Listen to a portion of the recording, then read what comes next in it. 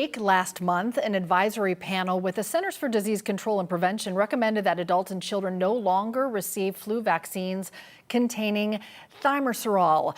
It's a preservative that was mostly phased out of vaccines about 25 years ago, but it's still used in a small percentage of multi-dose vials to prevent contamination. Joining us from Denver, Dr. Payal Kohli, a cardiologist and medical director of Cherry Creek Heart. Thanks for being on the show, and we'll have to get the correct pronunciation from the expert, from the doctor here. Thimerosal, Cheryl. Thimerosal, okay, good to know. So let's start with this from your perspective. Is this a science-based move, or is this more political?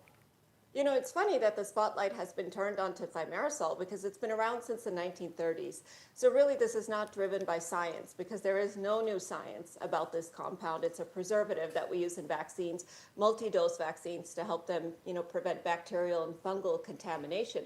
So this has largely been driven by really a focus from the current administration on trying to avoid mercury because it is a mercury-based product. And so there's no new science to suggest why we're doing this now.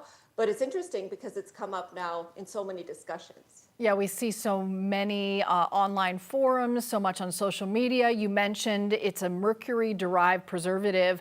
How would you respond, or maybe assure parents who hear the word mercury and immediately think something negative, maybe danger, even autism risk? Yeah, this is my concern, actually, now that we're talking about it, is that people are going to fuel their vaccine hesitancy, which we know has already become such a big problem following the COVID pandemic. And so the way to think about it is to really understand what type of mercury. So the mercury that's found in fish that accumulates in tissues in our body, like the brain, and has potentially been linked to autism is methyl mercury.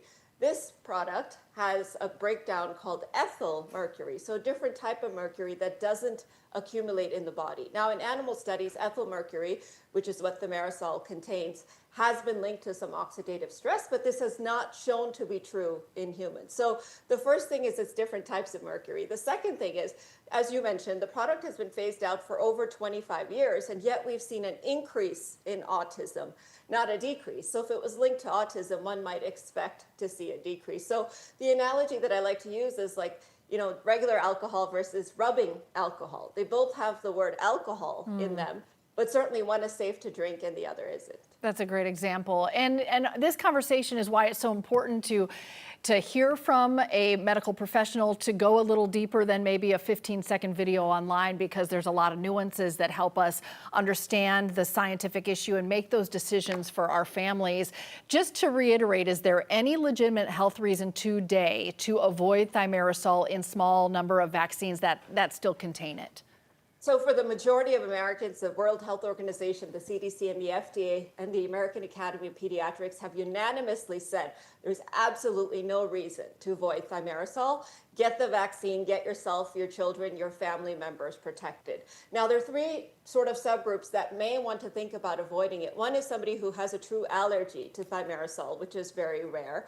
If you're under 6 months of age, an infant under 6 months, that population is not well studied, so that's a group to avoid, and usually they don't get vaccines that have that. And finally, pregnant women, again, out of an abundance of caution, not because there's any scientific evidence linking this to autism or any other adverse outcomes. All right, we are on the verge of back to school. Fall made me think of flu season.